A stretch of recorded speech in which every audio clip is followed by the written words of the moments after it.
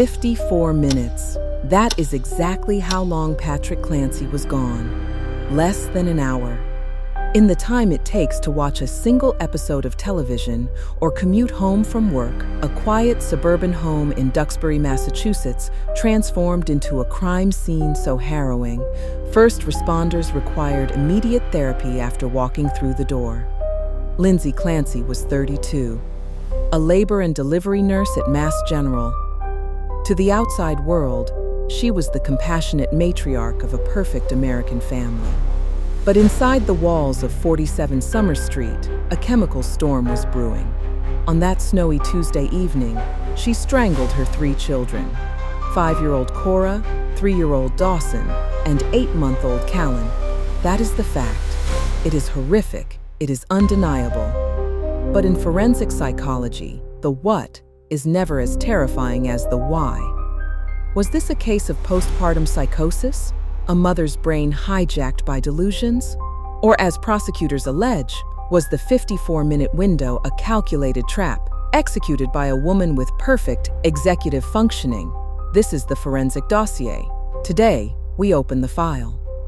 To understand the violence, we must first understand the chemistry. In the 4 months leading up to the tragedy, Lindsay Clancy wasn't ignoring her mental health. She was obsessively treating it. She sought help for anxiety, insomnia, and what she described as a zombie-like detachment from her children. The response from the medical system? A prescription pad, Zoloft, Valium, Trazodone, Ativan, Klonopin, Prozac, Seroquel, Ambien, Lamictal. 13 different psychiatric medications in roughly 120 days. This is what experts call polypharmacy. Defense attorney Kevin Reddington later argued that this wasn't treatment, it was poisoning. He claimed Lindsay was experiencing akathisia, a side effect characterized by a screaming inner restlessness and violent impulses. Patrick Clancy, her husband, told The New Yorker that they were throwing the kitchen sink at her. But on the morning of January 24th, the storm seemed to break. Lindsay seemed calm. She took her daughter to the pediatrician. She played in the snow. She seemed better. But prosecutors argue that this calm was not recovery. It was resolve. This is where the forensic timeline becomes damning. If Lindsay Clancy was psychotic, detached from reality, hearing voices, would she be able to plan a complex timeline? Let's look at the digital footprint.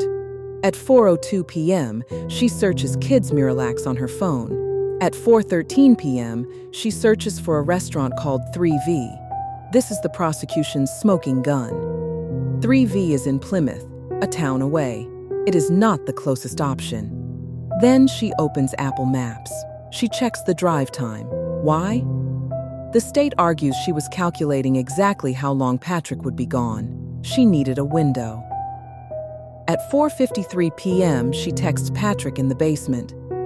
"Any chance you want to do takeout from 3V? I didn't cook anything." He agrees. She places the order. She sounds lucid.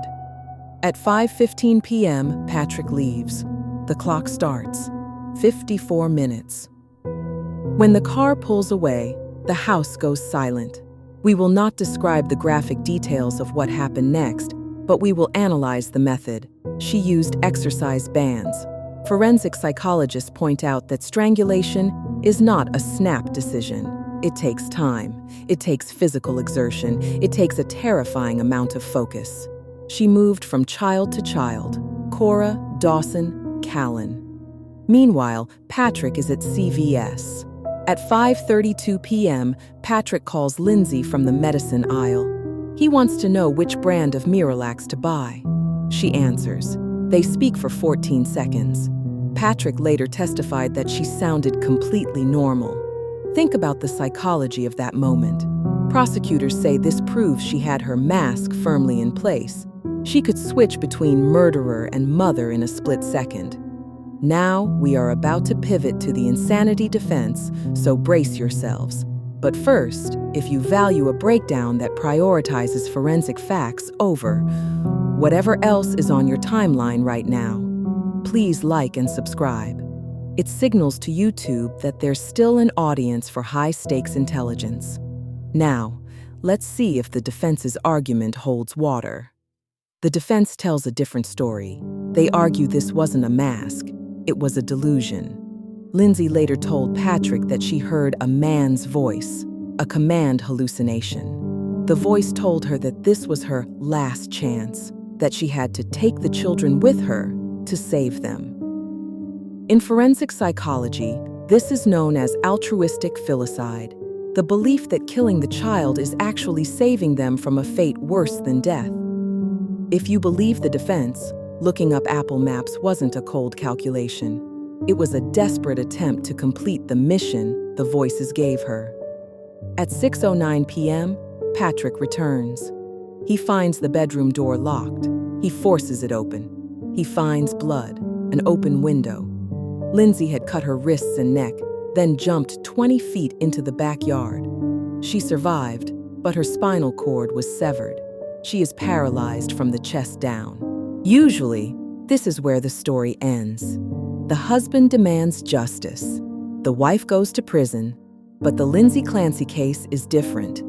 Patrick Clancy forgave her. He famously said, "I wasn't married to a monster.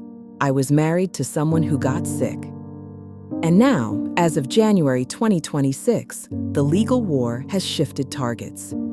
Just days ago, Patrick Clancy filed a massive civil lawsuit against the doctors who treated Lindsay. The suit alleges negligence. It claims that prescribing 13 different drugs without proper monitoring wasn't just bad medicine, it was the cause of the massacre.